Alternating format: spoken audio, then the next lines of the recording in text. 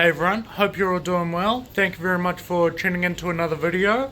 If you haven't already, please make sure to like and subscribe and all that good stuff. It really helps us out. But yeah, aside from that, that's all I had. So let's get into the video, eh? So today I was going to talk you through this new tank here and what's in it, what we're doing with it, and why we're doing it. So to give you a basic overview, this is the Pea Puffer Tank, but it is going to be the Pea Puffer sales tank. So as you can see, we've got the Pea Puffers here. There's heaps more in there, but these two are the only two front and center for me to take a picture of. And it is going to be, I do want it to be a bit of a display as well. So the idea is to have a display kind of and a sales tank, like double up on it. And there's a few sort of simple reasons that I thought we would go this way that I think will make a lot of sense to you all, so I'd really like to share them, eh? Previously, this was the Pea Puffer tank here in the middle on the end of our retail row. And as you can see, the other stuff that we normally have in this row is like little like tetras and minnows and like cories and snails and, you know, all this little community stuff that's good for like a little tank for like kids and that. But the problem we'd run into is when someone comes in who like knows nothing and wants to get their first tank going, what I would say to them is, right, you can go look in the middle row, because that's where we keep the stuff that's going to be small but colorful and like be suitable for like a little beginner tank. If you've got like say a 40 litre 10 gallon tank to start with, this will be the stuff that's suitable for you. But the problem with that was we would run into the issue all the time where like the one fish everyone always wanted is pea puffers because they're so cute, but those are the ones that you can't have. So we would end up being like, yes, you can't have that one. I know I said the middle row, but you know, sorry. Because basically none of the bottom tanks would be suitable to sell pea puffers out of, because we'd run into the same issues with them being a species only fish. So you can't mix they're not like a community fish, so you can't mix other species into that same tank without getting aggression issues and that sort of thing. So the idea was to kind of set them apart where, you know, you can have a display and you can see how cool they are, but you don't have that other like that sort of confusion that they can go into another tank. You're just like, right, this is the pea puffer section, this is where they are. This is what a tank that would be suitable long term is going to look like. So obviously once the plants grow in that, you'll be able to keep them in this tank like forever, no trouble. But we can still catch them out and like sell them to people in that, because the way the scape is sort of scape is, you know, I just packed it with plants, there's no hardscape at all.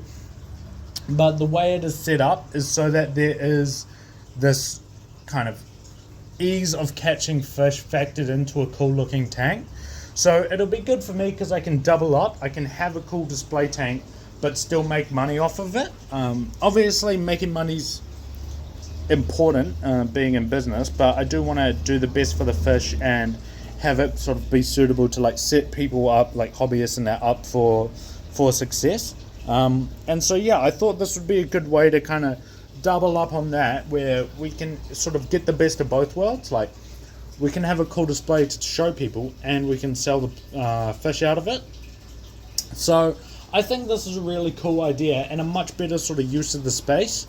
And then what we'll do with this tank is I'm going to redo it and we'll put like some form of like general community fish, like a tetra or something in there, and maybe guppies. You know, I have no idea what to go in there, I haven't decided, but it'll sort of kind of give this middle area a lot more clarity of like, yep, you can choose any out of any tank pretty much.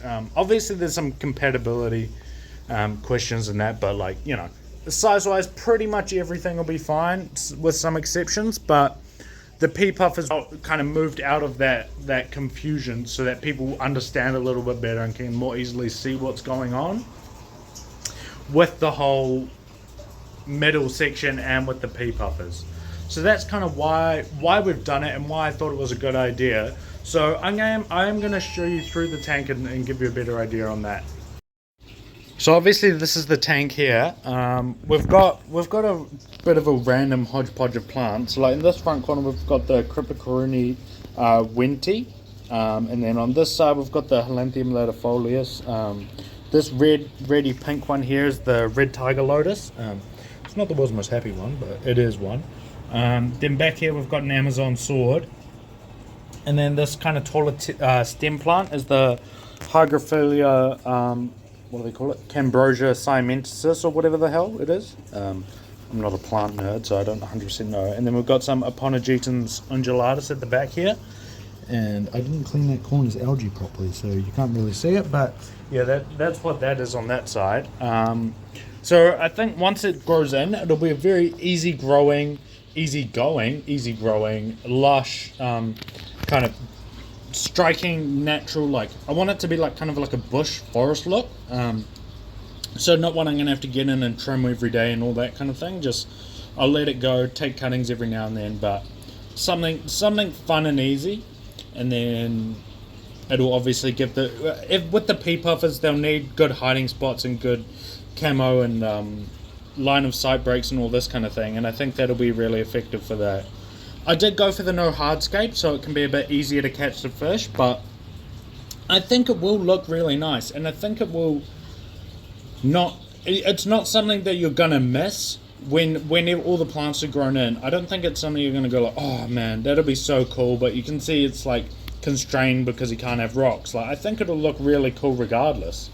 So yeah, it does have this 3D background in it. This is just one of those Aqua One, Aqua One off-brand sort of it's just like foam 3D backgrounds.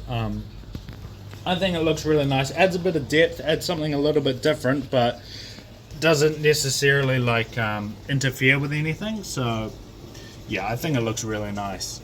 Then in terms of the actual equipment, for the heater we just got one of the standard Aqua One heaters, like a 55 watt Aqua One heater. It will get covered by the plants when they grow, but I'm not too concerned about it. In terms of filtration, we've got one of the Sarah what do they call it? Biofill 130s. So it's got built-in UV. It's a really nice little unit. I really like them. They're cheap, but they're a little bit more expensive than like the Aqua One Aquas range, but you get a lot more for them. Like you get the UV and all that kind of thing. So I really like them. And then we've got I can't remember. This is like one of the Oceanus or whatever they call it lights. I'll show you. It's kind of disappointing because like half the LEDs have blown out. Like you can see all these dim patches in the middle. So that's not ideal, but it was a cheap light I've had for a while that does the job. That's the top view. It should be able to grow the plants no trouble. It's like a low tech, low effort sort of setup, so it's nothing crazy. In terms of substrate, we've got this is just the charcoal roofing grit that we do. So we just got the charcoal grit, and then underneath it we've got just a bunch of I can't remember what this is. It might be the Dalton's aquatic mix or something, just like soil. It's probably all pretty spent now, but I mean the plants still enjoy it. I can chuck root tabs in where needed if needed. But yeah, I mean it does the job. It's the whole thing I'm going for with this tank is like simple but effective, low effort but high results, if that makes sense. So I think this should all definitely suit the vibe, be something that can be very easily replicated in your house to look really nice, but be really simple and effective. So that's kind of the idea of this whole tank. It's really good. I like it. I think it's a really good idea. I'm really excited to see the plants all grow in, but we're gonna have to wait and see with that. Like obviously it takes time. But I think it'll be a really effective display that'll look quite cool. So if you haven't already, please make sure to like and subscribe. Definitely drop your comments down below and let me know what you think of it, what you think about this tank, what you might change if it was up to you, all that kind of thing. I'd really like to hear. I think it'll be quite interesting. So yeah, that's pretty much it for me. Hope you've all enjoyed, and I'll catch you in the next one. See ya.